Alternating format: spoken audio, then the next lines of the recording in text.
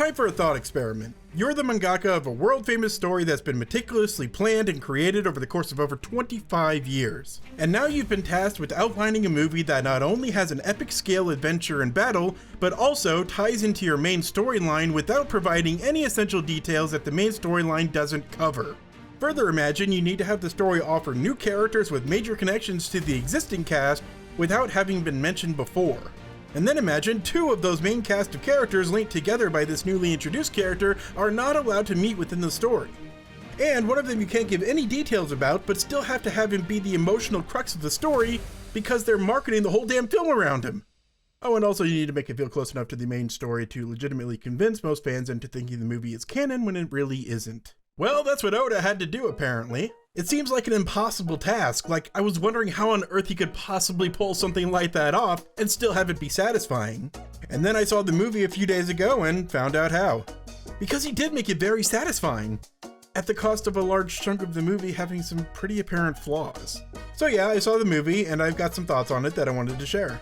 I'll start with my spoiler-free thoughts and then plow right onto the spoiler zone after a warning to get all my thoughts out there. Oh, and a little context, as big of a fan as I am, I've actually only seen the first 6 One Piece movies, because I'm watching them with a friend who's still working his way through the series.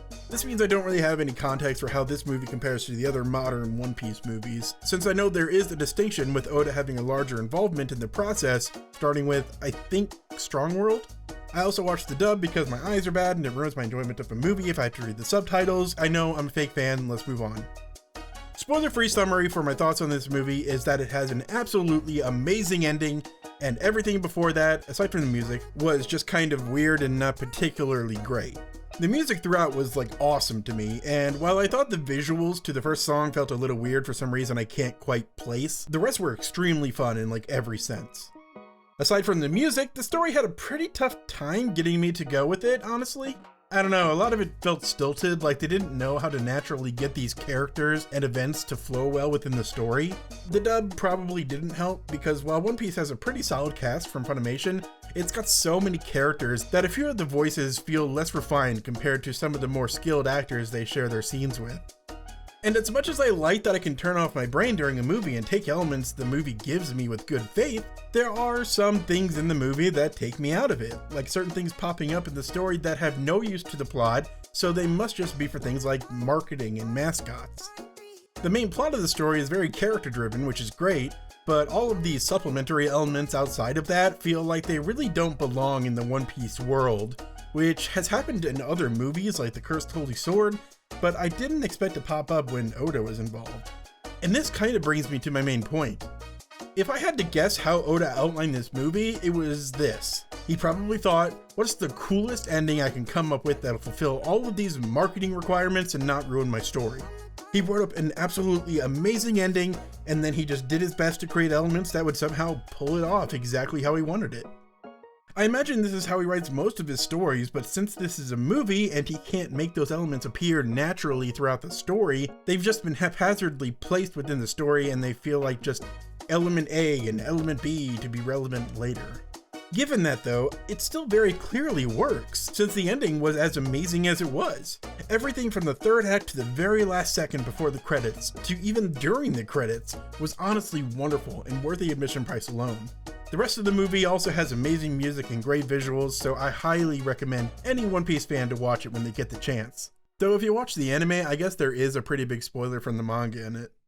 Alright, and moving on to spoilers for a bit more in-depth explanation of my points. I think I'm going to start with the bad and move towards the good. Firstly, the whole premise of this movie just irks me a little, but I can get over it. Uta being a childhood friend of Luffy and the daughter of Shanks plays well enough that I can ignore most of the issues it causes with the mainline story. It does retroactively make Shanks' refusal to let Luffy aboard because he's too young less valid, but he also left Uta for kind of the same reason, so it gels well enough. Uta's character in the movie I think is handled decently. She acts like a sheltered kid from the beginning, so when I saw the story developing around the idea that she's taking an idealized world and ruining people's lives with it, it works pretty well. The main problem I had with the plot was Tote Musica.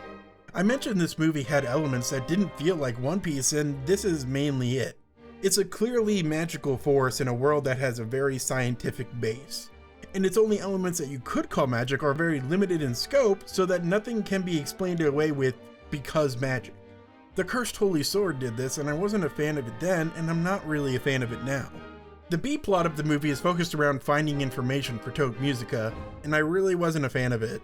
It felt like a clear side mission just to give the Straw Hats something to do, and when they accomplished what they needed to do, seeing that it was all for explaining away how the final fight was going to work was a little too transparent for my liking. Especially since Tote Musica wasn't really presented as a threat in the narrative until after how to defeat it was explained. Things like this and the Wake Shrooms felt like they so barely belonged in the story that I couldn't see them as anything other than plot devices. I could just see the writer's mind churning out, I need a way that two people fighting from either dimension need to work together to fight something, and then just churning out a monster whose sole existence is explained in those terms. And I need something that Uta willingly takes that poisons her so that the viewer sees how self-destructive her plan is and how she can sacrifice herself to save everyone in the end. And then just made a monster and a mushroom out of these thoughts, you know? I mean, that's why you get plot holes like Tote Musica not needing to be attacked from two dimensions in the flashback, but needing it in the present. So yeah, it was just a little too clear how they served as plot devices. If they had some other relevance to the story, I think that would have masked it a bit and made it work better. And then there's the pieces of just marketing and fan service elements throughout. And not fan service like sexually, I just mean crowd-pleasing elements, like Mascot Sunny, and Chibi Beppo and Bluno, and Bartolomeo and Law and Kobe kind of just being there. It makes sense that the mascot kind of stuff happens in universe. Like, I get it's a dream world, so characters taking on new shapes makes sense. And the Sunny has a kind of soul, so it would make sense that it could get personified in this way. But it's really weird that there's this whole section of the movie where Luffy has to go where the Sunny is docked just to find this new mascot, just to go back to the rest of the group and have no one acknowledge it outside of Nami saying it's cute. Like, not that it needs to be spoon-fed to me, but no one ever explained why Sunny became a little mascot guy. It just makes a huge imbalance of like 5 minutes being spent on what otherwise would be a footnote. If there was a 10-second segment where the world goes a bit weird and a bunch of characters turn chibi and Sunny turns into a mascot, and a character was like, oh no, we're just souls in this world, so a bunch of our appearances are changing, I think that'd be a simpler and cleaner way to introduce all of these weird elements. Or if not that, maybe just justify Sunny's presence a bit more, with the whole crew being really happy that it came to life or something. One last criticism for right now is that the direction just kind of felt off to me, especially in the beginning. It's hard to explain without footage, but take the moment Luffy just jumped up on stage to talk to Uda. Like, the crowd doesn't seem to react to some random guy jumping on stage. They later identify him as the Fifth Emperor, but not in a way that presents that he interrupted a show for thousands of people. And there's the fact that Luffy was so excited that he jumped up on stage, but not excited enough to do anything but stand in front of Uta with a smile when he got there. It's not a major problem, but it just makes the whole thing feel a little bit awkward. If I wanted to convey that Luffy felt super excited about meeting his childhood friend enough to interrupt a concert for thousands of people, I'd guess that he'd go in for a big hug or something, or hop around her excitedly, taking a good look at her for the first time in 12 years. There's a part where Uta starts confronting the rest of the Straw Hat Pirates as Luffy's trying to walk away, but you don't even see Luffy's reaction to them fighting or whatever until after the confrontation is done. To me, it just feels like all of it's presented very weirdly until about half an hour into the movie. Oh, but that ending though. The action was pretty great. It was a bit unclear what was happening at times, but since it was so focused on the main cast getting great moments, I don't really mind. Luffy confronting Uta and getting the spears in front of him to mirror Gold Roger's execution was great. The music and the singing for the Tote Musica song was great. Shanks' appearance was pretty cool. Although there was this one shot where I think he was supposed to be just having this fatherly smile on his face as he looked at Uta for the first time in years. But it's just kind of awkwardly drawn in a way that makes it look really goofy in context. I'm a huge fan of Usopp, so I'm really glad he got to have such a big moment with his dad in the movie.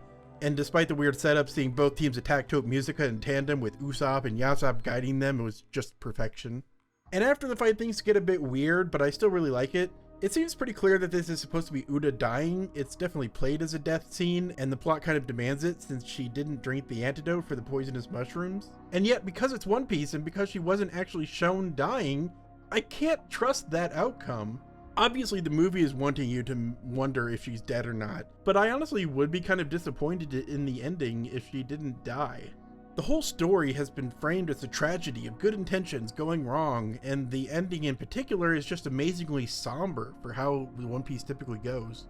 I feel like if she lived, the truly touching final scene with him and Uta together was pointless, and Luffy's expression in the final shots of the film wouldn't make any sense. And I might be getting this wrong, but in the last scene, I think it showed the backs of Shanks' crew as they were heading away from Luffy's crew. If so, that's a direct parallel to Shanks leaving behind Uta in the flashback. In the very last moments of the film, when you're questioning if Uta died, you see the same shot that was used when the red hair pirates mourned that they had to leave Uta behind. I don't think that was a coincidence. But, this is One Piece, and it's so weird to have a character die like that. Especially when Shanks in the manga is thinking about Uta, making everyone wonder if she'll show up in the main storyline or not. I really like that I could take pieces of thematic evidence that the film gives me and draw my own conclusions from it, but I'm not allowed to fully have that opinion because the grander story of One Piece will never be allowed to confirm just how canon it is. I don't know, it just bothers me. On the opposite side of things, I actually think that I like that Film Red actually tries to tease things in the main story without giving anything away. They're all just little things like Uta having some kind of clan's bloodline, but we have no idea what that would be, or how Shanks was adopted as a baby. Things just small enough to not be needed in the main story, but providing some of the mystery and intrigue that you couldn't normally get within the movies. Alright, I think that's all the thoughts I had on this. I guess there's just one more little detail that I thought was neat and I wanted to share. Chapters 1055, 1056, and 1057 each had an extra page promoting Film Red, and the sheet music shown in them seems to match the songs. Even though it's been a while since I've read sheet music, I don't think they match up perfectly, but I think Oda intended it to match. Have a listen.